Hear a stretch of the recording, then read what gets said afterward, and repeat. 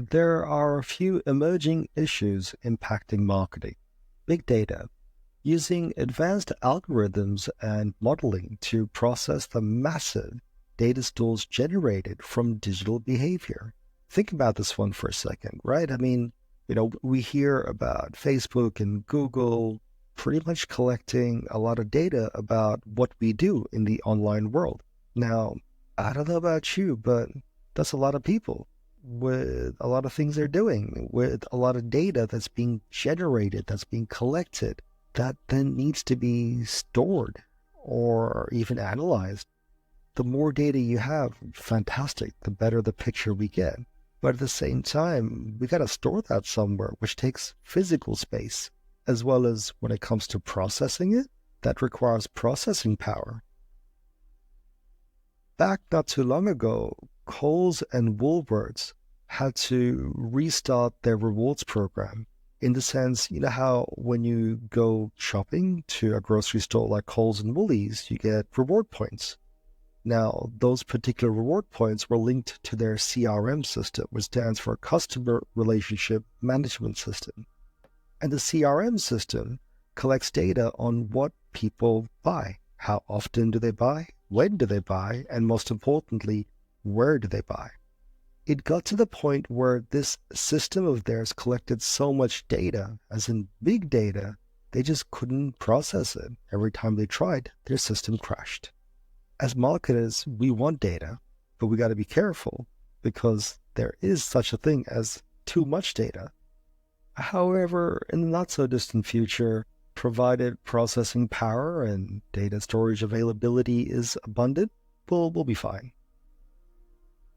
Another emerging issue, virtual worlds and virtual reality, new online environment through which marketers can reach and engage with their consumers. This also means additional processing power, additional content creation, and branching out to new fields or new avenues to better engage their customers.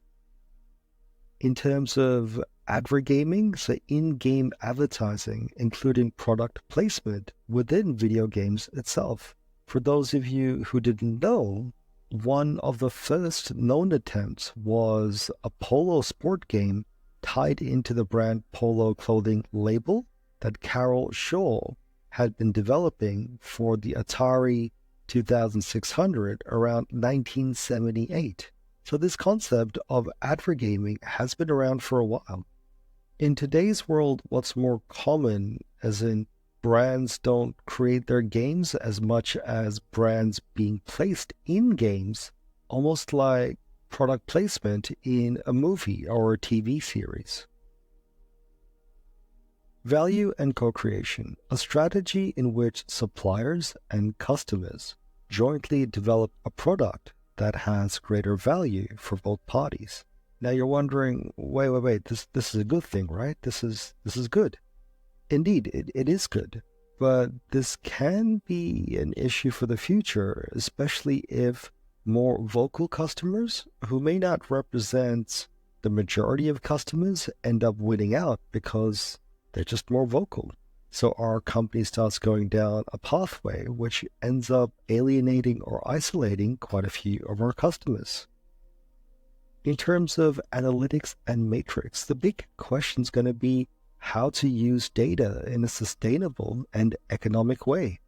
With big data, as in data being collected about everything to the point where there's just so much of it that where does sustainability begin and end, and how can we possibly manage this data economically? Your corner store down the road will not have the capability to do so. And the last one, artificial intelligence, machines able to recognize a certain pattern or environment and respond in a way that is most likely to achieve a successful outcome. Now, artificial intelligence is potentially huge and an absolute game changer in how we do what we do. So it really is an emerging issue to think about for the future. For marketers, AI is the development and the use of computer systems, machine learning to offer targeted communication and automated marketing efforts in meeting the needs of the customer. Techniques include predictive analytics, chatbots, and dynamic email. Imagine a world of tomorrow. You've gone to a concert, or you've gone to maybe the MCG to watch your favorite team play. And as you've moved around the stadium or even public transport, imagine the cameras pick up your image. Through facial recognition, they recognize who you are. They cross-reference that with a social media platform that you're involved with, perhaps Facebook or Instagram. Based on that, they know who you are, but also based on maybe what you're wearing or where you are at a particular time of the day or the geographic location, i.e. a stadium, they figure out what you went to see and potentially even who you support. And all of a sudden, the advertisement targeted towards you is based on you, your life, and your experience. So it's interesting what the future could potentially look like and how the future of marketing could be shaped. The key thing to think about here is, que sera, sera. Whatever will be, will be. And at the end of the day, the only way to make that future into reality is to be a part of it, is to make it happen.